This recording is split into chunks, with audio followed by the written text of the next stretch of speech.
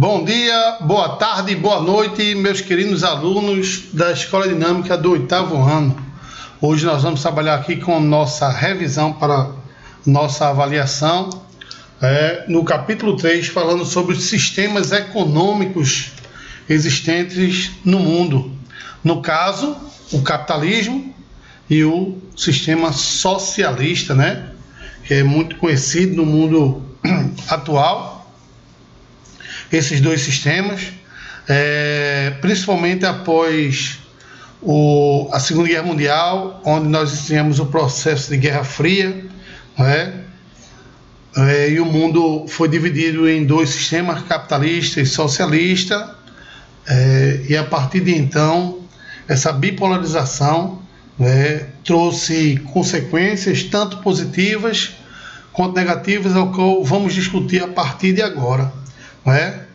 Falaremos primeiramente do sistema capitalista e posteriormente do sistema socialista.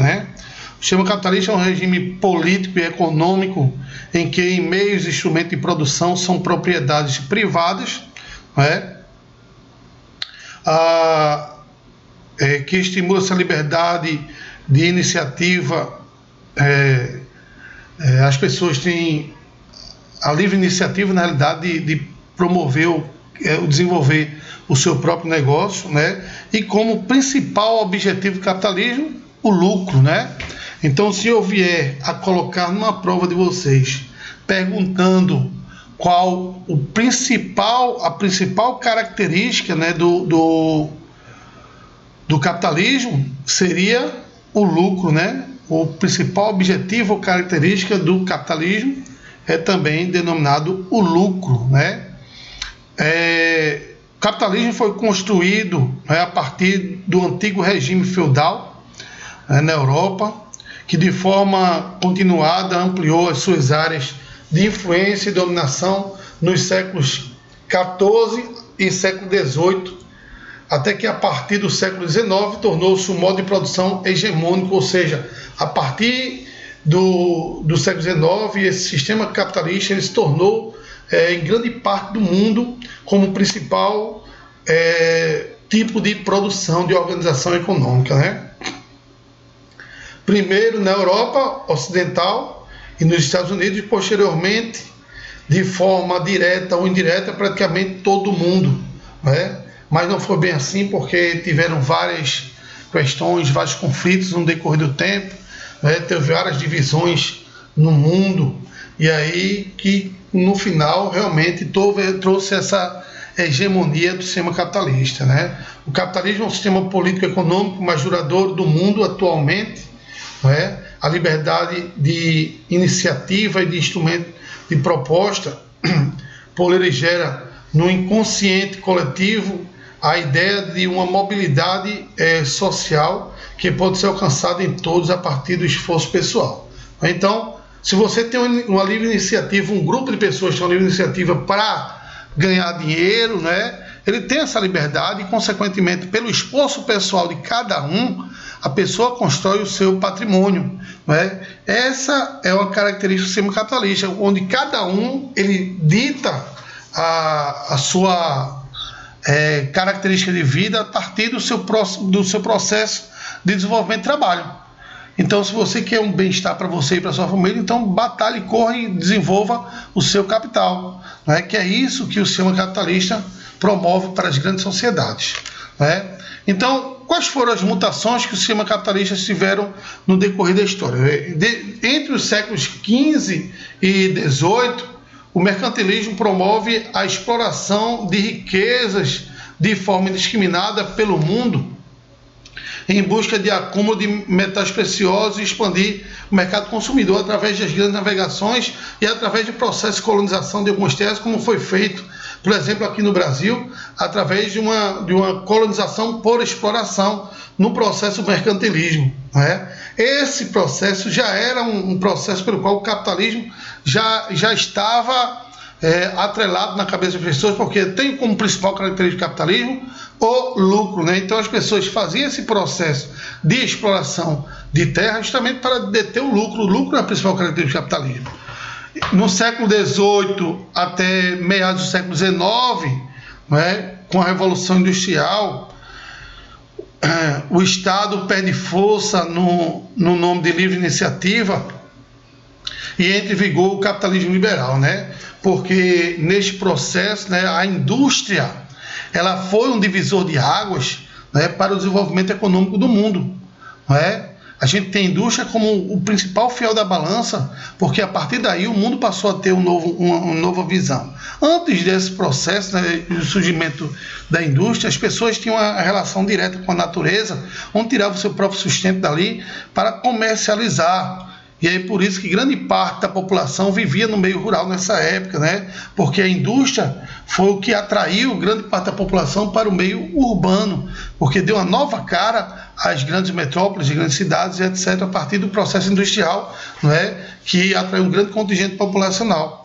Então, a partir daí, o capitalismo passou a ter uma nova identidade, passando a ser chamado de capitalismo liberal, onde as pessoas passavam a ter a sua liberdade econômica, não é? Porque passavam a crescer economicamente a partir do processo de produção industrial e se tornaram pessoas assalariadas. Em meados do século XIX e início do século XX, pequenas empresas são engolidas e o capital foi concentrado ou monopolizado, na realidade, em grandes blocos econômicos e passaram a controlar a produção, comercializando bens, né? E aí começaram a surgir alguns conglomerados econômicos, né? Principalmente na produção, de respeito à produção petrolífera, né? Que surgiram também os holdings, né? Os trusts, e isso acabou engolindo a menor parte, né, dos comerciantes na época, e aí, consequentemente, o grande produtor começou a promover o desenvolvimento econômico dos países pelo mundo afora, né, porque a pequena indústria, pequenas empresas começaram a ser engolidas dessa forma pelo processo de produção capitalista pelo mundo, né.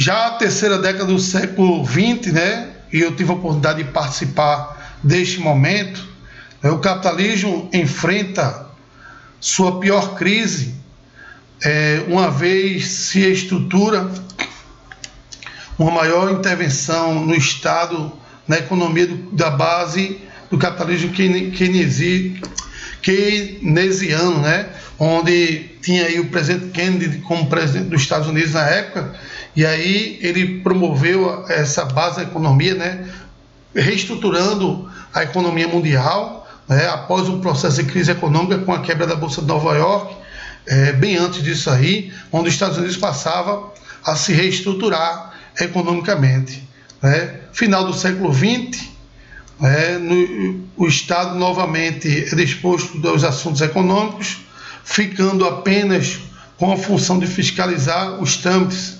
O capitalismo neoliberal promove a livre circulação de mercadoria e serviços e capitais. E aí começou a surgir aí os grandes blocos econômicos, né, com a questão da livre circulação de mercadorias pelo mundo todo, com justamente a criação de blocos econômicos, que é um dos principais símbolos, né, do sistema capitalista, é justamente o processo de globalização e o surgimento dos blocos econômicos, né?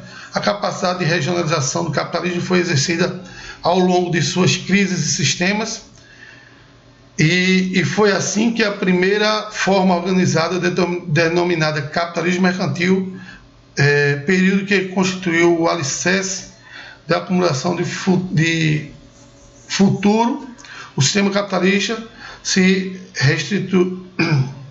reconstruiu como liberal, monopolista e o keynesianismo liberal, né?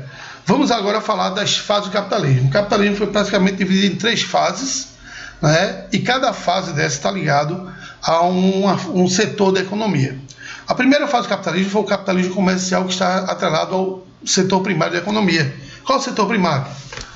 Extrativismo animal, vegetal e mineral. Também denominado mercantilismo, né? Essa fase histórica capitalista se consolidou na Europa Ocidental entre o século XV e o século XVIII, a partir das grandes potências, inicialmente para Portugal, Espanha e depois os Países Baixos, como França e Inglaterra, que dominaram o espaço para explorar as riquezas, estruturando assim um sistema colonial que dividia-se entre metrópole e colônia. Os habitantes dessas terras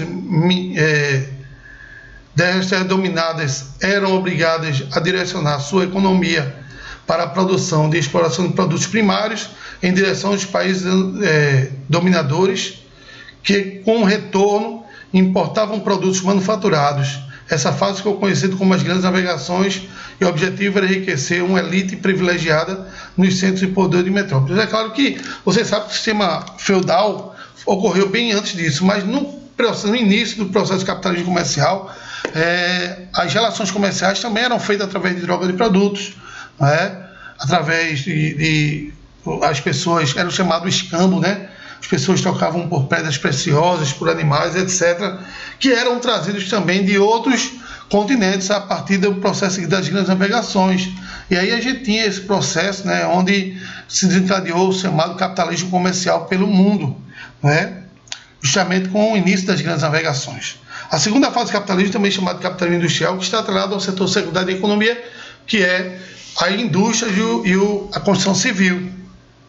Nesse caso aqui, mais ligado à indústria, o capitalismo industrial, a acumulação de capital gerado no mercado livre favoreceu o desenvolvimento de nova realidade econômica. Foi a partir de então onde a gente teve uma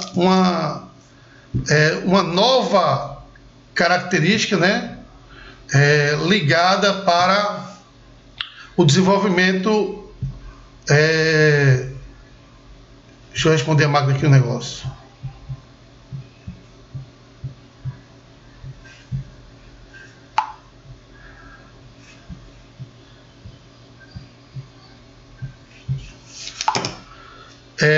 Justamente ligado ao processo de desenvolvimento da indústria, que essa indústria, ela consequentemente, ela acabou sendo o fiel da balança, que os países pelo mundo começaram a se desenvolver de forma onde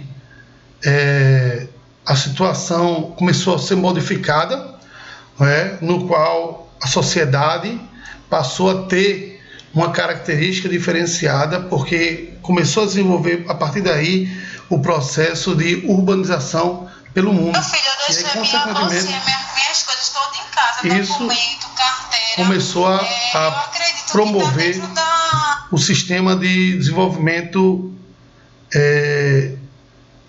capital mais forte ainda, E aí, consequentemente, as situações do mundo começaram a se modificar, tanto positiva como negativamente, a partir do processo de revolução industrial. Negativamente porque o setor ambiental começou a sofrer consequências, com o desenvolvimento da indústria, e trouxeram fatores de ordem negativa. Porém, positivamente, para o mundo foi excelente, porque teve a questão ligada ao desenvolvimento das riquezas de alguns países. Os países começaram a ter uma nova característica, uma nova roupagem, digamos assim, por conta do sistema industrial. Costumo dizer que a indústria, ela é o divisor de águas para o desenvolvimento econômico mundial, justamente porque um exemplo disso é o Brasil, por exemplo. O Brasil, a partir da década de 80, meados da década de 90, a gente tinha uma indústria de péssima qualidade, onde o Brasil não exportava produto industrializado para país nenhum. E aí o que acontece? A partir de então, o Brasil passou a ter uma nova característica. A partir da década de 90, o Brasil passou a ter essa indústria melhorada a partir da liberdade que o governo federal deu para que as grandes multinacionais instalassem aqui no Brasil. E aí a concorrência fez com que o Brasil passasse a melhorar a produtividade, porque senão ia fechar as indústrias por conta da concorrência. E aí, melhorando, fez com que a situação econômica brasileira começasse a ter uma nova característica. E aí o Brasil passou a exportar em grande quantidade produtos industrializados, o que favorecia, assim, o processo, né, de acúmulo de capital, e que o Brasil, a partir de então, começou a ter uma nova também roupagem, digamos assim, econômica, não é? A Revolução Industrial, neste momento, a técnica, a liberdade de iniciativa e a produtividade sufocam o mercantilismo, e surgiu assim o que conhecemos como capitalismo liberal industrial ou concorrencial.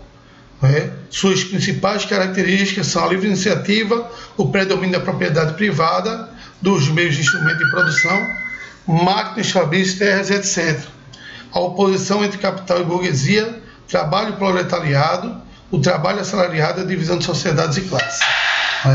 E isso fez com que a sociedade passasse a ter uma nova postura, a partir desse processo de industrialização no mundo.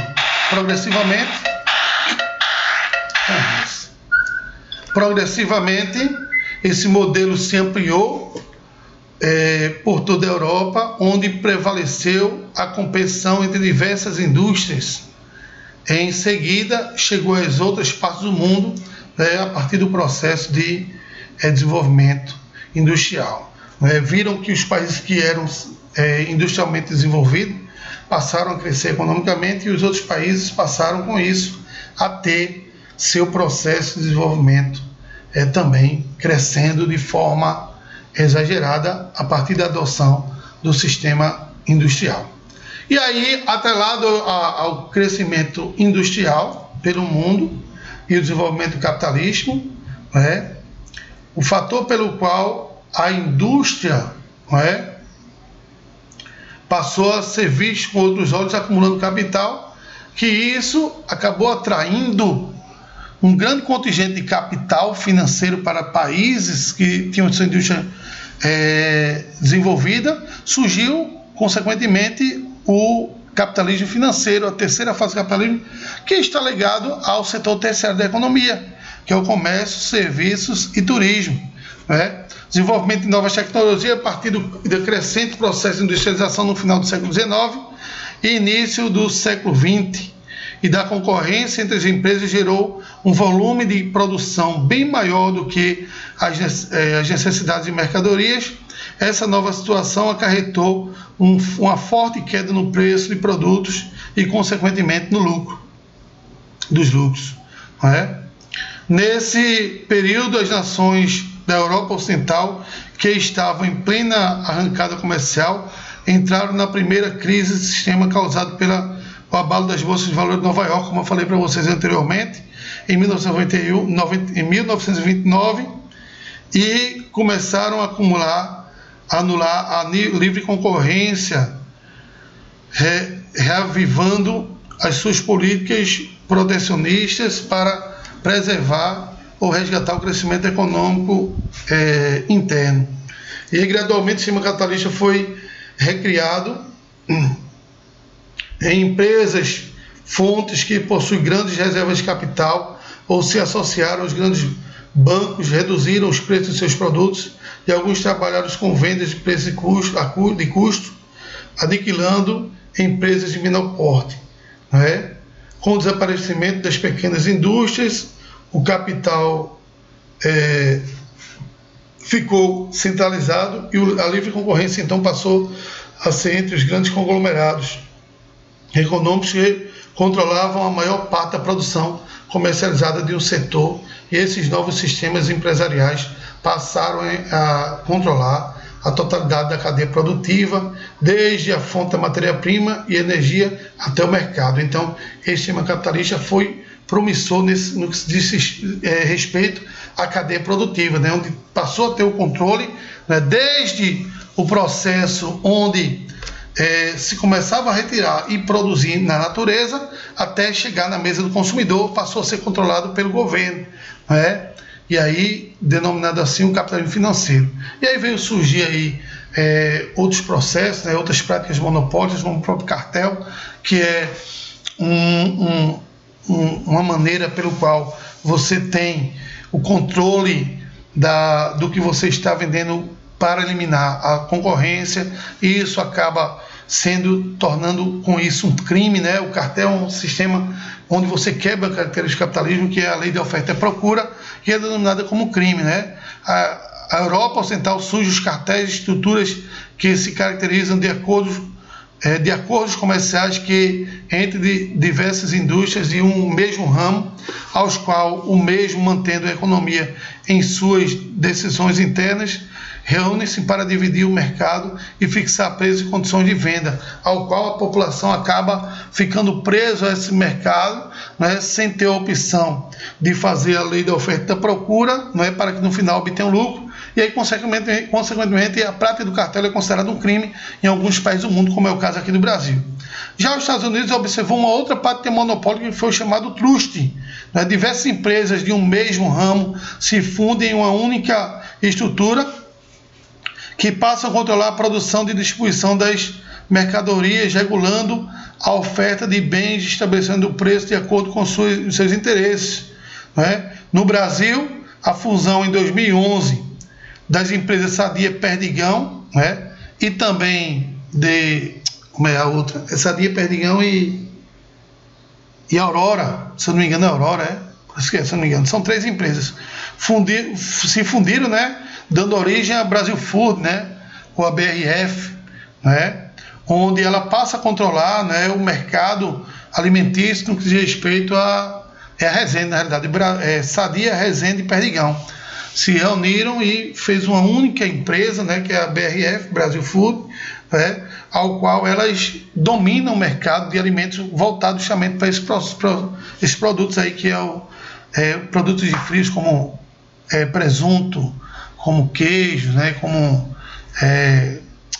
tudo que se refere às questões de frios em si. Ela domina o mercado, né, praticando isso aí já não é crime, né? Truste é uma prática comercial monopólita, onde algumas empresas se fundem para abraçar a maior parte do mercado consumidor.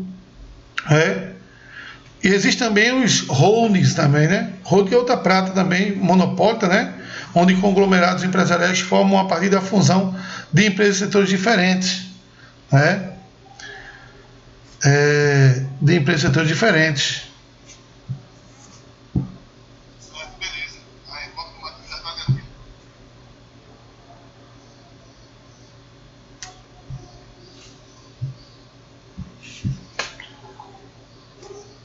Estou terminando de gravar uma aula aqui e mando para tu já, Maria, viu? Que justamente era essa aula que eu estava indeciso se eu ia mandar como conteúdo ou não. Mas eu estou terminando aqui para mandar já eu mando para você, viu? E aí o holding é uma prática monopólita também, onde aí não é ligada a um único setor, né, econômico, não, são vários setores econômicos, não, setor de produtividade, né, que acabam promovendo um monopólio, né, ao qual esse processo vai se desencadear também uma área onde boa parte dos produtores vão também abraçar uma fatia do mercado consumidor muito grande, né, a partir da produção do holding, né? São gigantescos aglomerados empresariais formando a partir da fusão de empresas de setores diferentes, como por exemplo a Gessilever, né, que se fundiu, né, em outras empresas e acabaram se aglomerando e produzindo vários tipos de produtos, né, de setores diferentes, setor alimentício, setor de higiene e limpeza, né, e aí abraçando um mercado de forma gigantesca, né. Esse processo de concentralização do capital em monopólios foi possível graças aos grandes grupos financeiros ou bancos, investimentos nesses. Os banqueiros se associaram aos industriais, abastecendo suas empresas de capital necessário para a expansão, posteriormente dominavam. Por meio de compra de ações, os conglomerados que estavam sendo construídos nessa fase do capitalismo, houve o surgimento das primeiras transnacionais, né, que também é uma característica pelo qual o sistema de monopólio também é importantíssimo, né? O surgimento dessa transnacional, também conhecido como multinacional, que em grande parte se instalam em países de menor expressão econômica a nível mundial. Essas transnacionais, elas são fundamentais para que esses países acaba se desenvolvendo, os países onde tem economia um tanto quanto subdesenvolvida, porque grande parte das multinacionais ou transnacionais se instalam sobre elas, oferecendo assim uma maior oferta de empregabilidade, e em contrapartida elas são isentas de cobranças de impostos, né? São chamados incentivos fiscais que elas recebem para ser instaladas em alguns países subdesenvolvidos que têm uma mão de obra abundante e em grande parte também matéria-prima abundante, né? Elas recebem do governo do país industriais inúmeras facilidades para exportar os recursos das colônias até zero de influência deles, ampliam a sua produtividade e acarretou uma busca desenfreada de novos mercados consumidores, novas fontes de matéria-prima, energia e mão de obra barata. Então, grande parte dessas indústrias multinacionais acabam se instalando, né, num processo de países que têm uma mão de obra barata, né? Então, qual é o fato bom da criação dessas multinacionais em países subdesenvolvidos? Os fatores que é excelente para os países subdesenvolvidos é porque vai gerar emprego para essa população dos países mais pobres, porque vai absorver muita mão de obra, como é o caso do Agip que se instalou aqui no Brasil, né? No Recife, em Goiânia, né? Você tem a Agip ali que absorve uma grande mão de obra, né? Até mesmo desqualificada, que as pessoas aprendem lá dentro mesmo, né? E se qualificam lá dentro pela Agip. Multinacional é isso, multinacional não quer pessoas com mão de obra qualificada, não, eles aprendem na própria indústria. A grande parte das multinacionais é isso. E aí, consequentemente, você tem, além da geração de empregabilidade, você vai também gerar capital para influenciar o crescimento do seu PIB, que é o Produto Interno Bruto. O PIB e também está relacionado ao processo de desenvolvimento do capitalismo, né, ligado às multinacionais que geram capital dentro do seu país, né?